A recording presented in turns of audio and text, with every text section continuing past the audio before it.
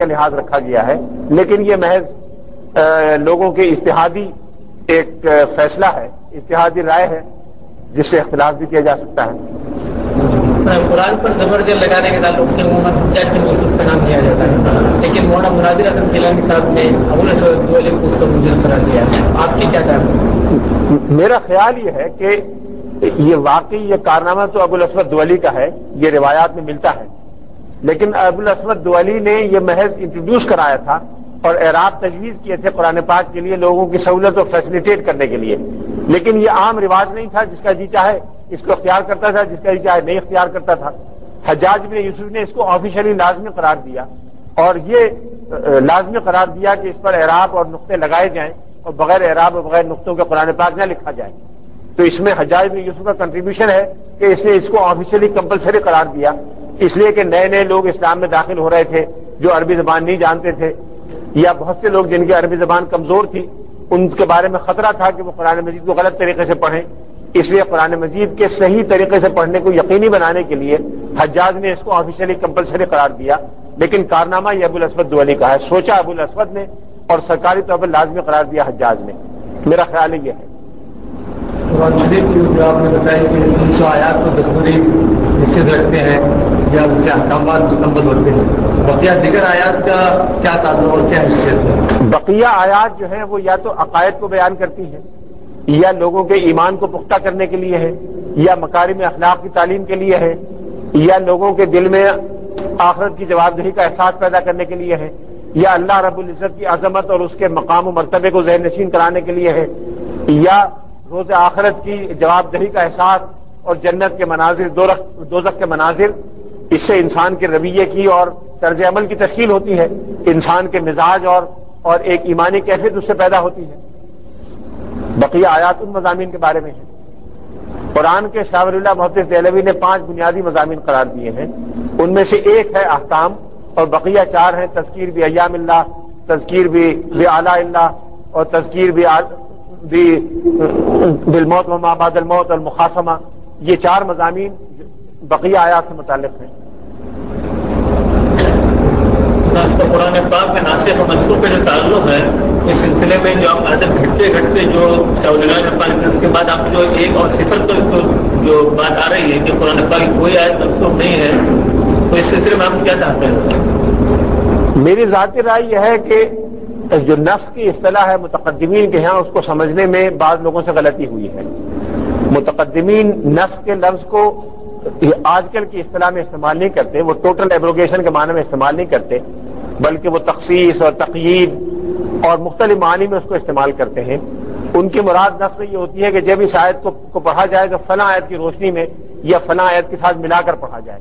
قانون کی آج ایک عام اصطلاح ہے جو مسلمانوں کی دین ہے، قرآن پاک نے مفسرین نے سب سے پہلے اس کو دیا ہے کہ قانون کی مختلف دفعات کو ملا کر پڑھا جائے۔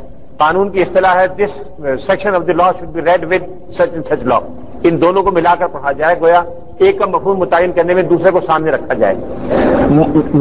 مفسرین اور متقدمین کے یہاں نفس سے مراد یہی ہے کہ قرآن مجید کی مثلا جہاد کی آیات ہیں، ان کو فلاں آیات سے ملا کے پڑھا جائے، یا وہ آیات جن میں یہ حکم دیا گیا ہے مثلا لست علیہم بمسیطر یا من شاء فلیؤمن ومن شاء فلیکفر، ان آیات کو جہاد کی آیات سے ملا کر پڑھا جائے، یعنی ان آیات کو اپنے عموم پر نہ رکھا جائے بلکہ جہاد کی آیات نے ان کے مفہوم کو متعین کر دیا ہے۔ یہ مفہوم ہے نسخ کا متقدمین کے نظر میں۔ اس مفہوم کے اعتبار سے قرآن پاک میں سینکڑوں آیات ہیں جن کو ایک دوسرے ملا کے پڑھے جانے کی ضرورت ہے، اور قدیم مفسرین جب نسخ کی اصطلاح استعمال کرتے ہیں تو ان کی مراد یہی ہوتی ہے۔ لیکن اس مفہوم میں کہ قرآن پاک کا کوئی حکم ایسا ہے جس پر اب عمل درآمد ختم ہو گیا، اس مفہوم میں 5 آیات ہیں جو شاہ صاحب نے منسوخ قرار دی ہیں، جن میں سے خود قرآن پاک میں ایک جگہ نشاندہی ہے، ایک جگہ کہا گیا کہ جب تم جہاد کے لیے جاؤ تو تمہارے 1 اور 10 کا مقابلہ ہونا چاہیے۔ اس کے بعد فرمایا کہ الآن خفف اللہ عنکم، یہ صاف نص کی دلیل ہے کہ اب اللہ نے تمہارے لیے ہلکا کر دیا ہے، آسانی پیدا کر دی ہے۔ گویا مفہوم یہ ہے کہ آئیڈیل صورت تو یہ ہے کہ کفار اگر 10 ہوں اور تم 1 ہو تو 1 اور 10 کا مقابلہ کرنا چاہیے، لیکن اگر تم یہ محسوس کرو کہ تمہارے اندر کمزوری ہے تو کم از کم 1 اور 2 کا مقابلہ ضرور ہونا چاہیے۔ اگر کفار 2 ہوں تم 1 ہو تو تم اپنے کو کمزور مت قرار دو۔ یہ منیمم ہے جو مسلمانوں کو کرنا چاہیے۔ گویا اس سے وسائل کا اندازہ ہوتا ہے کہ کفار کے وسائل ہمیشہ زیادہ رہیں گے، 1 اور 10 کی نسبت بھی ہو سکتی ہے، اور اگر 1 اور 10 کی نسبت ہو تو تمہیں ان کا مقابلہ کرنا چاہیے، لیکن اگر کمزوری محسوس کرتے ہو، ایمان کمزور ہے یا کوئی اور چیز کمزور ہے، ہمت کمزور ہے، تو کم از کم 1 اور 2 کا مقابلہ ضرور ہونا چاہیے۔ اس طرح کی 1-2 مثالیں قرآن پاک میں ہیں جو مختلف حالات کے لیے ہیں، جیسے قرآن پاک میں مثلا شراب کے احکام ہیں۔ اب ظاہری قطعی طور پر یہ جو ہے کہ لا تقربوا الصلاۃ وانتم سکارا، اب کوئی شخص عمل نہیں کرے گا، یہ اس دور کے لیے تھا، ایک تدریج میں ایک چیز آئی تھی۔ ممکن ہے آج اگر کوئی شخص اسلام قبول کرے اور آپ اس کو وقتی طور پر یہ مشورہ دیں تجریج کے خاطر، ممکن ہے اس کی گنجائش ہو، ممکن ہے نہ ہو، اس پر 2 رائے ہو سکتی ہیں، لیکن یہ اس تدریج کے مختلف مدارج کو بیان کرنے کے لیے ہے۔ قرآن میں لفظ نسخ کو ختم کرنے کے معنی میں استعمال کیا گیا، وہ قدیم کتابوں کے لیے، قدیم کتابوں کے لیے ما ننسخ من آیۃ ننسها نأتی بخیر منها او مثلها، جو پرانی کتابیں اللہ نے منسوخ کی ہیں، اللہ تعالیٰ نے ان سے بہتر آیات دی۔ قرآن پاک کی آیات میں بہتری اور کم بہتری کی نہیں ہو سکتی، قرآن سارا یکساں ہے۔ اس میں یہ کہنا کہ ایک حصہ کمتر تھا جو منسوخ ہو گیا اور جو آیا ہے برتر تھا، یہ میرے خیال میں درست نہیں ہے۔ وہ کمتر تھی جو پہلے تھی، اور یہ برتر ہے جو قرآن پاک کی شکل میں آیا۔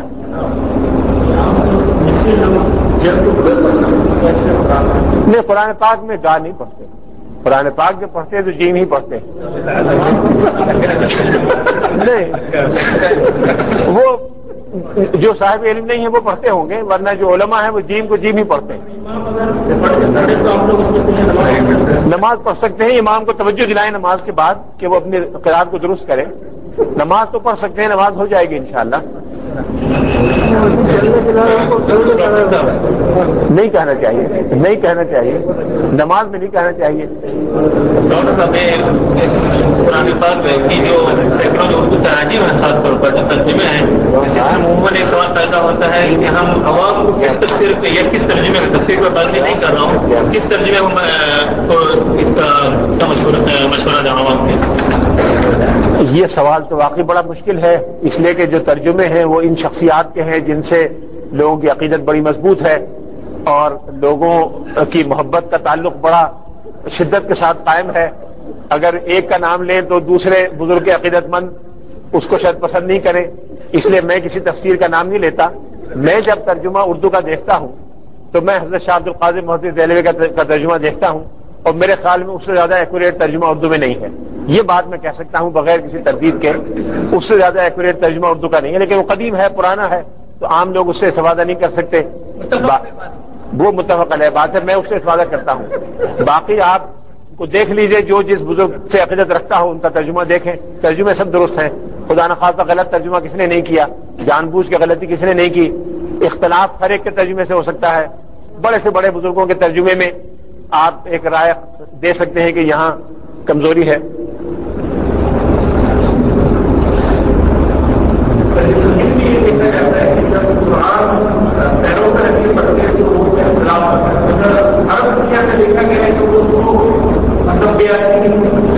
اصل میں ادب کا تعلق حالات اور ثقافت سے ہوتا ہے۔ بعض ماحول میں کوئی چیز ادب کا تقاضا ہوتی ہے، بعض ماحول میں نہیں ہوتی۔ تو قرآن پاک کا ادب کیا جانا چاہیے، اور میری ذاتی رائے میں پاؤں کے برابر رکھنا یا پاؤں پہ رکھنا ادب کے خلاف ہے، میں ذاتی طور پہ یہ سمجھتا ہوں، اور اس سے اعتراض کرنا چاہیے۔ لیکن جو لوگ ایسا کرتے ہیں ممکن ہے ان کے ماحول میں وہ چیز ادب کے خلاف نہ سمجھی جاتی ہو۔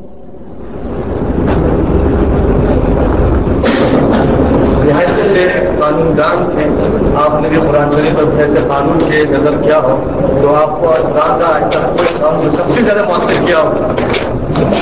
قرآن کا ہر قانون متاثر کرتا ہے، ہر قانون کرتا ہے۔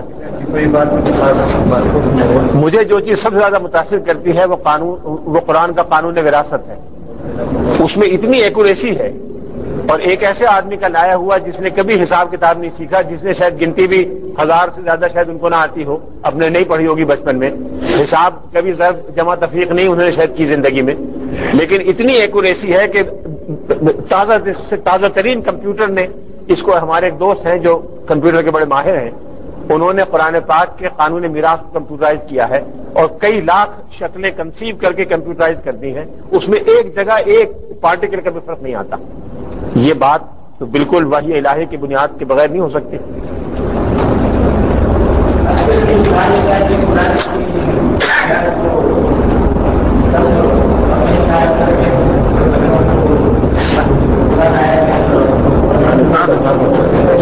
کیا میں سنا نہیں یہ کیا فرمایا میں نے سنا نہیں